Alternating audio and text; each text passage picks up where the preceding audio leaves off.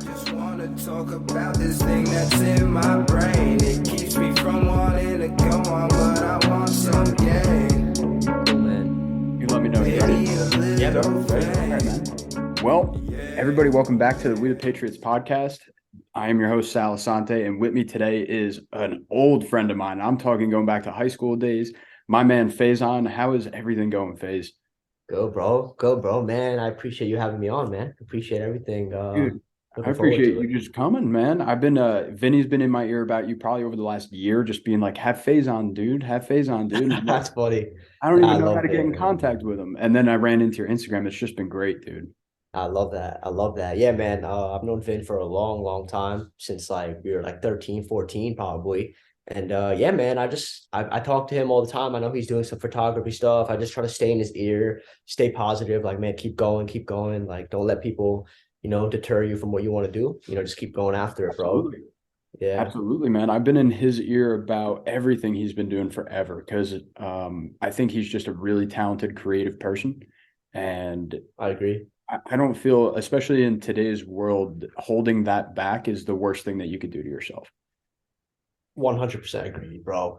I think that I think everyone kind of goes through this, right? Like, we're all from our hometown, Mhm. right? We grow up with all these people, we go to high school or middle school, and then we kind of get put in this little bubble, right? And then we go to college. And then what happens is when we go to college, we kind of start to like go outside that. But what happens is even in college, like you end up doing the same thing where like you get your own little bubble, right? And then it almost becomes like the same thing. It becomes like high school 2.0, where like everyone has their own little cliques and stuff. But what I always did, more so in college than high school, because high school was a little bit more clicky. But I remember in college, I was like, listen, like I don't want to just be attached to like one group, whether it's like one fraternity or something. That's why like I never rushed a Right. frat or anything. It was just like, yo, like I'm cool with the frat kids. I'm cool with the kids who play basketball. I'm cool with the kids who chill in the library. Like I'm cool with all these different types of kids. And like I love that way. I love that so much more, because it's like, yo, you pick up little gems from each little types of people, and you don't just keep yourself in a bubble, right? Sure. Like creative people, athletes, intellectual people, like all different types of people who have these little cliques. Like I just liked having friends in those little groups, so I could kind of expand my mind. Right. So I bet that's that something I helps think that's you. so important. I think that it's weird because for me, I have a very different perspective, and I'll go into what you kind of asked before the show, into Yeah. that landscaping thing. I've been doing that stuff since I was like 5 years old, dude. So Wow. yeah, family business, been in it forever, been around it. So now I'm getting more into the business side, more into the, creating what's behind the scenes rather than on the floor so much, even though I still do that. So that's where that came from. And I'll be honest with you, and you can ask Vin this because he worked with my company and came and helped us out. Like that area or any working environment really just turns into the same thing you mentioned. You have your cliques, you have your little groups of Yeah, man. people. And really, like we would joke about it, but landscaping was just an older man high school. It's literally become the bickering, the gossip, the all the Yeah, shit that yeah. happens in cliques and groups of people. 100%. And so I've been living that life since I was 5. So Wow. Yeah. but I've had this perspective forever, and everywhere I go, I just see it. So I could not agree with you more. Dude, yeah, it's crazy. It's funny that you say that, because it's like the only way that it doesn't really end. You know what I mean? It's kind of just Right. like you figure out there's so many, because people just like to be in groups. It's just what you realize. People just love that because we're very comfortable in groups. And I think that like even you, like you probably have your own group. I definitely have my own group. Like I have some homies who are like my tight day one homies. You know what I'm Bro, I'm like saying? a solo rider.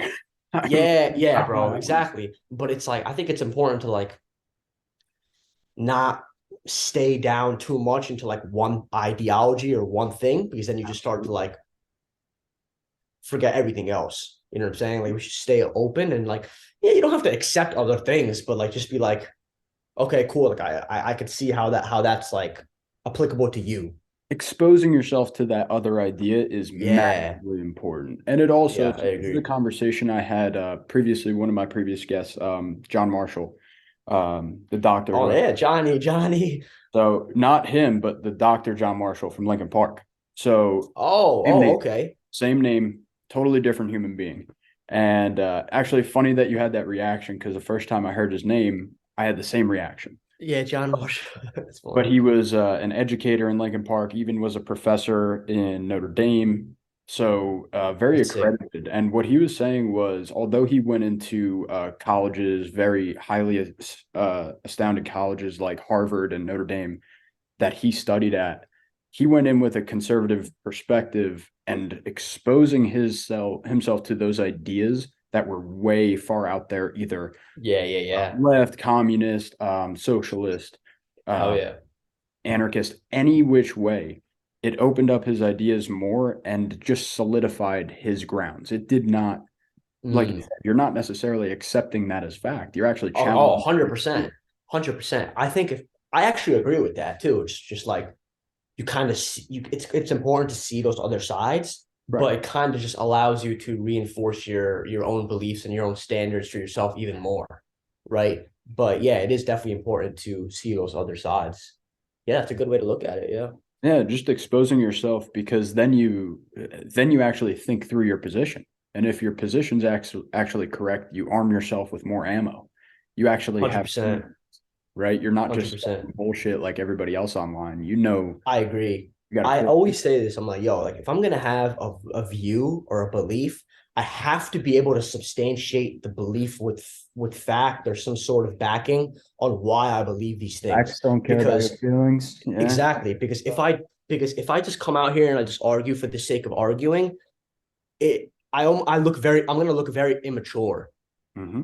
and I think a lot that happens a lot these days where it doesn't really matter what type of debate that you're having, whether it's like a religious debate, philosophical debate, political debate, or a knowledgeable debate, anything. The person who really starts to get emotional in the debate and stops presenting their argument from a perspective of facts and starts to go into feelings, Right. they lose. They Right. lost. They start They attacking the person instead of Exactly. getting it. It's called ad hominem attack. So essentially, in a debate setting, in a formal debate setting, the first person who resorts to ad hominem attacks loses right away. The person who goes for a personal attack is automatically loses, and it's the same thing. Anytime you have a debate with like people or like even friends, like honestly, I have a lot of friends, and I would try to just debate with them, Your brains, right? right? I do the Not same. really not even really debate, but just kind of like have more of a knowledgeable conversation. Because I think a lot of the times I'll just go I do the over, we same. just go hang out. We're talking about the sports or like this shit. And I'm just like, bro, like we just talk about some shit that's like real right now, Right. but they're really not about it. Cause like they can't substantiate their arguments. You know what I'm saying? Like they just they haven't went into it deep enough, or they just don't want to even go past the surface level, which is fine. A lot of people they'd rather just be comfortable and just not go down that path. Right. But Which it is gets to a okay. point. It is okay. It is 100% okay. But I think that, and I think this kind of goes full circle into like the whole hometown thing, which is like, Mhm. bro, you can't just stay in your like hometown circle. You have to kind of branch out of that, or else you're never going to be able to find the people that actually resonate with you, or that you actually align with the same values as you, and like push you, help you see new things, more things, different perspectives. Because at this point, all the kids you went to high school with, all the kids I went to high school with, like every time you're with them and you just feel like you're in that, like you're just going back like 5 years ago, 6 years ago, that like nostalgic feeling, which is great sometimes. It's a beautiful thing. Like I Right. love that. But at the same time, it's just like, yo, like I'm really not growing right now. Yeah. Yeah. And these are conversations that I've had with Vin forever, is that 100%. when you're lingering around that certain type of person that just wants to do nothing, it rubs off. It really, really. 100%. 100%, bro. And so I wanted to actually break this down, because I know you're mentioning going deeper into surface level or deeper than surface level on certain topics. Yeah. That I saw you posting about that really intrigued me was I don't know how you actually termed it. I don't know if it was the feminization of men or the open feminization of society. Either Yes. way, I wanted to get a little bit of a deeper dive and actually sit down and talk with you about that, because I don't know, I see it on my feed a lot. I think that it's got Yeah. a lot of grounds, especially in our society in America. So I wanted to hear where your perspective comes from there. So there's a lot of different angles that you can kind of go at this from. In general, let's start from the top, right? So the feminization of men in the West, right? So I would say about let's say in the 40s, 50s, the nuclear family was extremely important, right? Absolutely. Nuclear family meaning husband is working, father's working, wife is home taking care of the kids, father's the leader of the household, that sort of thing, right? Then we come to a point where probably around the 60s and 70s, we start to have something called like the sexual liberation movement and like the feminist movement, right? And at first, the first wave of feminism, it's really just about giving women like the right to vote and allowing them to work and stuff like that, which there's nothing wrong with that at all. Of course, like have the right to vote, all of that stuff. But then it starts to get into more extreme of like, equity over equality, right? So for example, it's like both men and women should have the same exact like pay, but it's like that's like a gray area, right? Because there's a lot of times where like its own argument, sure. Exactly, it's like its own argument because it's like, okay, well, and this is the funniest argument I get for this. It's like, well, we need more women CEOs. Well, I'm like, okay, well then we need more women bricklayers. Like you hear that Jordan Peterson argument all the time, right? Right. It almost becomes like, it's not that you need it. The thing is, it's you want it. It's like it's not that you need it, and it's a little bit immature in that sense. But it's insulting to say these days. But then let me come at it from another perspective as well. And I kind of went away from the feminization of men aspect, but everything that we see these days in movies, music, any type of media, I think is just slowly chipping away at men, making them become lazier, making them depend on substances, depend on other people, depending on their jobs for income, depending on so many things. They just want men to become dependent on things, right? They don't want us to be critical thinkers. They don't want us to, be the best versions of ourselves, essentially. And there's a very good reason for this as well. It's because they want power. They want to control us. And what everyone's gonna be like, this is the biggest thing I guess. Like, who's they? Who's they? Or just talking about this like bullshit ass like argument of like who's they. It's like, well, it's actually like it's pretty complicated. But in terms, I would say that there are corporations out there who don't have our best interest at heart. They have their best interest at heart, right? They want to make more money from us. They want to suck out all the resources that they could possibly get from us and keep us controlled so that they can continue to suck those resources from us, right? So there's trillions and billions of dollars going into that. People is the heads of those companies, or do you think it's just what I've noticed? My perspective, or all I could add into that, is that to me it seems like there's a banding together between corporations, which is the hardest part to swallow. Because it doesn't seem like one. 100%. Doesn't seem like no way. It doesn't seem like one person. It seems like a web of people that are behind the scenes pulling strings. And I think that's who you're talking about when you say they. You're talking about the people we don't know the names of, but we know they exist. 100%. So you got to think about it like this. And it's all about following the money, right? Oh, yeah. So if you look at these really big corporations, right? You know the CEOs, they're the people who are out there, but you don't know about those companies who are the biggest shareholders into those companies.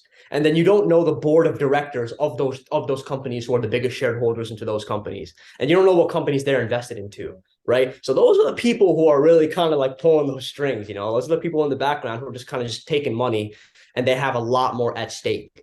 Right. I'm talking about stakeholders, board of directors of these really big companies, of these corporations. Right. And yeah, of course, they don't want to be known. You know what I'm saying? That would be they're the ones who benefit the most from these things. So I think that it comes, and I can understand from the other perspective as well. It's like, oh, it's just like a buzzword right now, right? Like the whole feminism of men, like it's like a buzzword, right? You see it on TikTok and Instagram and YouTube, right? Like it's kind of all over the place. Yep. That's why I wanted to bring it. Yep. But I think that it's very fair to bring it up, because it wouldn't be blowing up if there weren't men like me and you who are like, yo, like we resonate with this. Right. You know what I'm saying? And the worst, like, a lot of men are afraid to say they do.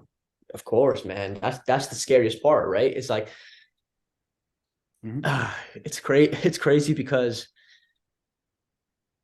the reason why they'll say like, oh, it's not existing is again, like there'll be guys in my comments and stuff like saying like, oh, like this is bullshit, and like girls getting triggered and guys getting triggered, but it's like, yo, like you're kind of just like proving my point in a sense, because like for a fact that this stuff is biologically true, but like you're just Right. gonna like you're just gonna like throw it under the rug because you think that's gonna like get you laid, honestly. Like you think that like being like on their side is like gonna get you That laid. was one Like, point I wanted to bring up, was that one thing I've noticed is that it seems like instead of standing up to the problem, men have resorted to the weakest solution, which is turn into what they want just to get the satisfaction of getting laid, getting married, and having your yeah, kids that way. yeah. You're And it's just bullshit. you're going to simp yourself down. You're going to no longer stand up for yourself. You're not going to stand up for your individuality. You're going to sit down and take every little mental beating that you take with Yeah. nothing. You're never And going on bro, it's funny that you bring that up because it's so true. And it's like it's something that I definitely want to get across in my content and stuff, but I don't want to be extremely like forward and assertive about it. I want it to just be like more in the background of like, as you kind of, go on this journey of self-improvement and becoming the best version of yourself, you're just going to feel that energy of like more confidence, and you're not going to allow people to like sway your opinion. Like you should be strong in that. to. So, and I think bro, it's pretty much a double-edged sword for them, because they think, like a lot of guys think that, okay, bro, like all these girls are getting so triggered.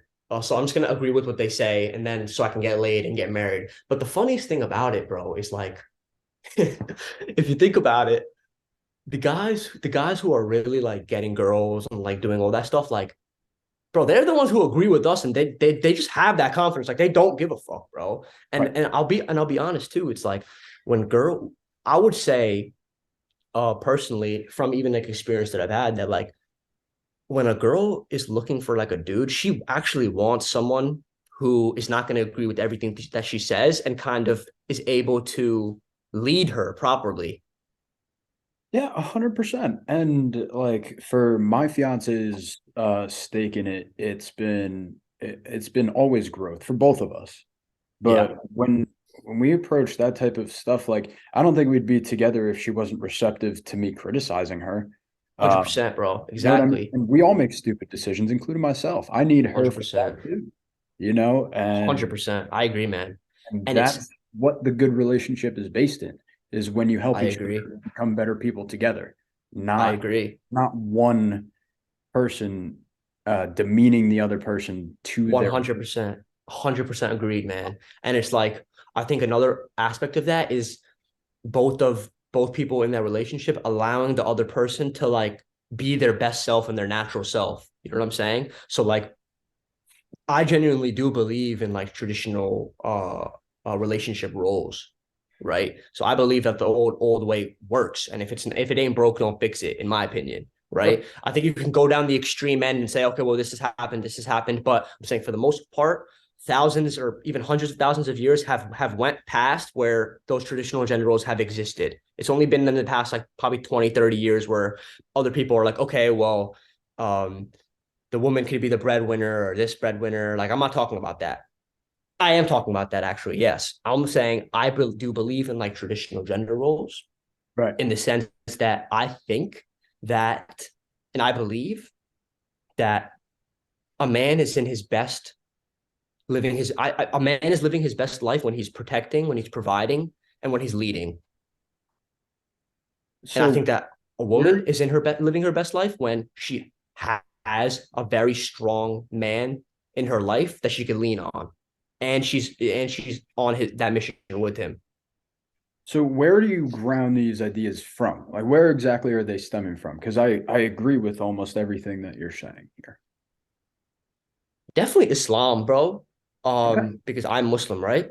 So Islam basically tells me everything that I need to know about everything in my life, right? gotcha. My religion, my book tells me everything that I need to know about relationship dynamics, what I need to be doing on a daily basis, all my ethics, my morals, my values, how I should conduct business, how I should conduct myself in a setting with people, how I should talk to people, all of these things, right?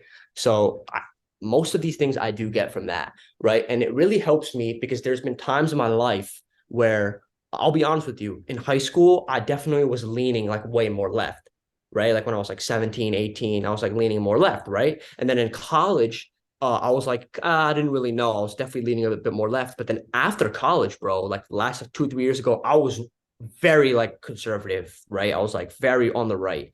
Like I was just like, okay, like, because I almost resented the left because I was like, yo, they're taking it too far, like just that's bullshit, like all Like this. it turned on And you almost.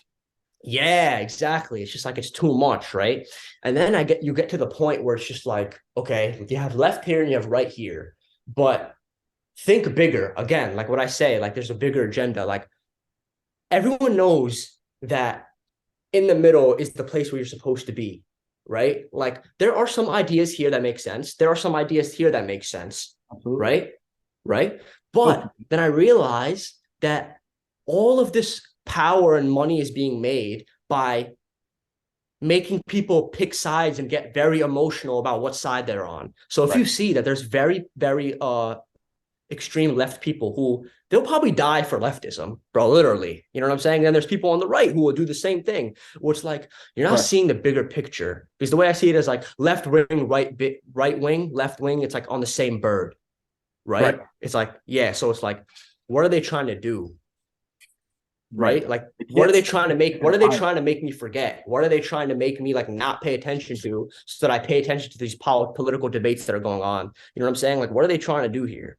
It's always that. I mean, if you really get down to the nitty gritty and you follow each and every headline that comes out that they push and the narratives that they push, it's almost always coming at exact moments when something bigger's happening. Bro, I think every single time, bro, every single time I hear some huge thing on the news, like, oh, emergency alert, like this has happened. I'm like, why are they telling me this right now? Right. So now the biggest one that I would want to talk to, I'm never going to approach this subject on YouTube again. So I hope that you would come on later for a patron show and actually talk about the, you know what, disease that kind of got into us and what you think goes behind that. But we can't do that on YouTube here. So to close out that and just kind of finish out what we're talking about here, I want to go back to that they that we were talking about before. Yeah. You interconnect, I assume, the they even in this argument as well, in everything that we're talking about. You think that they have strings to pull in politics, in social. So see, this is the thing, man. It's like it almost sounds people are going to listen to this and think about this and be like, these guys are like some crazy conspiracy nuts. Like, look at these crazy freaks. Like, I'm telling you, when you break out, first of all, there's levels to all this stuff, right? So 5 years ago, I was just a kid in college. I didn't really know what was going on. I started looking into like different ways to make money, right? That led me to like another area where I'm like, okay, now I'm making money online. I understand a little bit more about psychology and how marketing works. And marketing is essentially psychological manipulation of people at scale. Yeah. It's like not even trying to. Yeah, bro. It's like not even trying to trick people, but it's basically using people's weak points and insecurities and turning those things against them and making them pulling right into your track. Yeah. Exactly. Right. And it's like no matter how good you want to say that's what it is, right?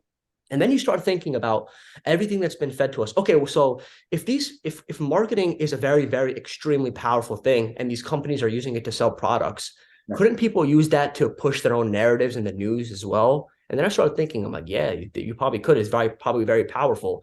And then you start thinking about all over the world, all over history, this one word, propaganda, right?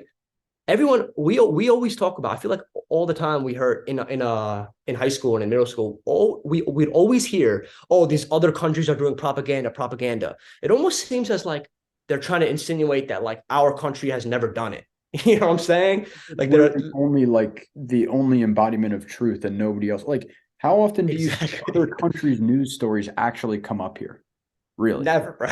Never. Zero. And then when you do, it's always like showing them in a way of which they're very bad people. They're either the villains or they're just some like disgusting people or they're killing their own people, like something like that, right? So, I mean, of course, bro, people are going to think that we're like the best people in the world because that's what we like show here. You know what I'm saying? And like, if you think about it from certain perspectives, it's almost genius, right? Because how do you keep structure and order in your country without like having like a martial law or without having like extreme repercussions and consequences for your actions? You just continuously feed the people media and entertainment and make them feel patriotic about what's going on. You know what I'm saying? It's just Yeah, it's I have extreme. It's loud genius. noises going on right now, so I'm muting No, myself. no worries, man. I don't even hear it. I don't even hear it. 100%, dude. And the thing is, they're flooding the market. So it Yeah, all seems like it's coming from one side. How often do you see, and I'm not picking sides here because I love living in the middle, but it's hard to I be agree. Yeah, in the middle now because the middle just keeps moving to the right as the I left agree, man. populates more of the market. No, I Um, agree with that. and they're I do. flooding. I honestly feels like the left side of the political spectrum is flooding the whole market, whether it be entertainment, whether it I be agree. political ideas, or maybe it's even economic philosophy. Like I very, very, very rarely hear conservative points of view being put out by anyone other than the people that I follow that I know are going to put it out. Yeah, man. I agree. And it's funny. Man, it's like funny because you'll hear all people from the other side would argue that there's not enough for them still. Oh yes, You know 100%. what I'm saying? You know what I mean, right? Like, because it's like never enough. And As soon as one good thing happens, they're rolling right into the next one, right? 100%, man. And that's how 100%. it always feels It with it also it also works in cycles, man, to be honest, oh, because it's supposed to. what exactly? So what we're seeing now is we see it with this is a whole other topic too, but you see the whole rise of Andrew Tate and stuff, right? And people really starting to resonate with what he was saying and like what happened to him, right? Look There at was him a now. very, very large demographic of young men who resonated with what he was saying because they felt like their voices weren't being heard and that people weren't acknowledging their struggles and the their struggles and what they're going through on a daily basis. It's almost like, yeah, put that to the side, like you're not important. You know what I'm saying? So we're starting to see that kind of come up now. And it really does suck, man, because when you have an extreme, like an extreme on the left or extreme, whatever, right? What you don't ever see is you never really see people in the middle becoming really famous and like being like, okay, like, well, let's like kind of bring that back out here. Like you're kind of going a little bit too far, right? The person who's supposed to make the most sense and actually makes logically the most sense, they're never the ones who blow up. It's always Right. the other extreme end of the spectrum who's kind of saying the complete opposite, which like ends up getting all the attention, right? And it kind of sucks because it's like there's really not going to be. It's never solution based thinking. It's always just emotional based. Like, okay, well, it's all the way over here. It's all the way over here. And then you start to realize it's just the way that we're wired. We just want to be a part of a tribe. We want to feel like emotionally attached to some sort of fight, Right. right? We want to feel like our life means something, right? Especially these days where it's like we have no struggles, bro. We have no problems. Like we don't have to hunt for food or we don't have to go out there. Like we could just like everything's fine, bro. Like in the grand scheme of things, life in America is probably the best life for anyone who has ever lived in human history. Right.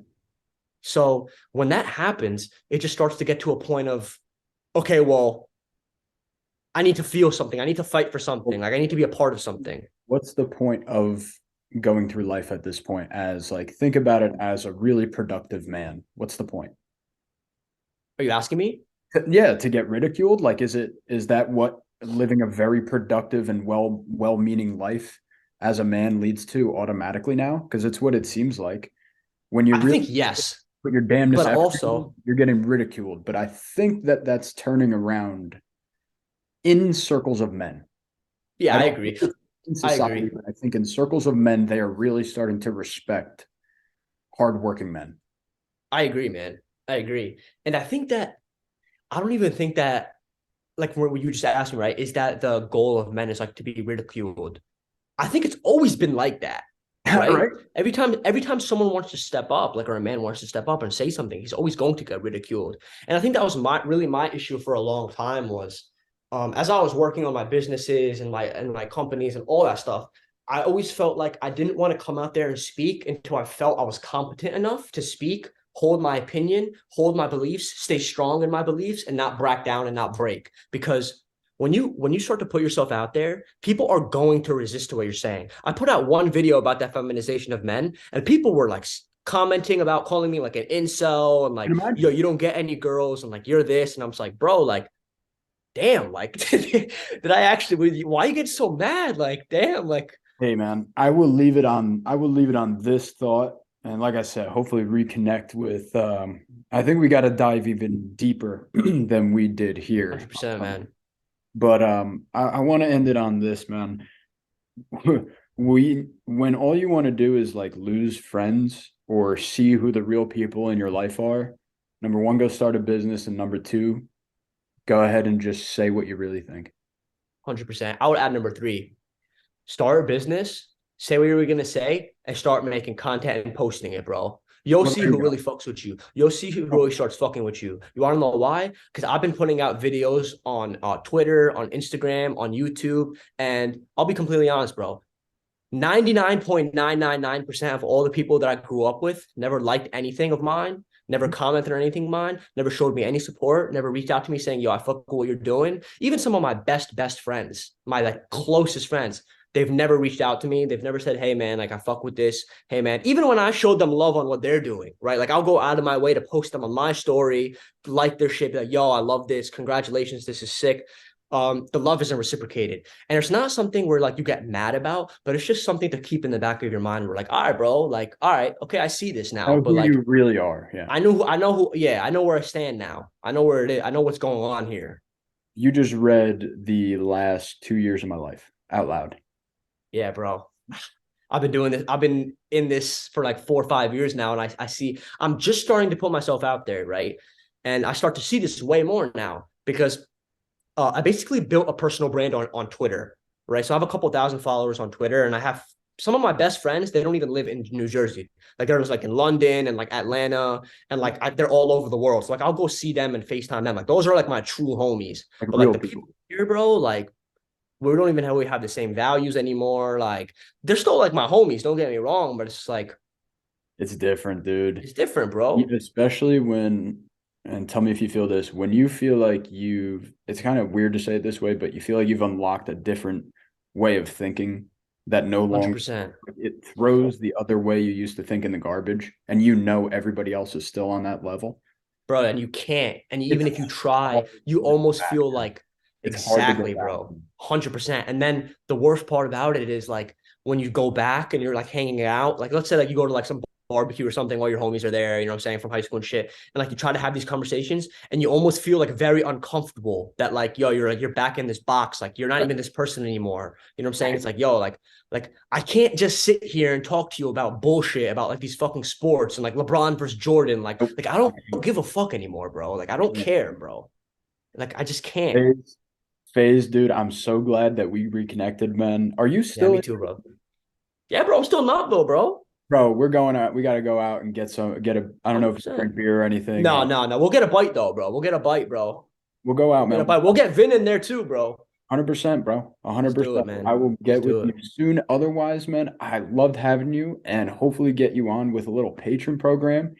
And get let's do it. Man, I need you to get deep. Let's do it, bro. I feel bad because like I feel like I just rant, bro. So I feel like you asked me a question and I spent like the first like 20 seconds answering the question, and then like I just like went on a fucking rant. So like we need like an hour, bro, to just go in. An hour, and also, what do you think I'm looking for? You just made my job easy as hell. I love it, bro. I love it. All right, man. I love it. Everybody else, we will see you hopefully sometime soon next week. Hell yeah, man. Thank you, man. Bitches say, damn, I wish I were the fucking state.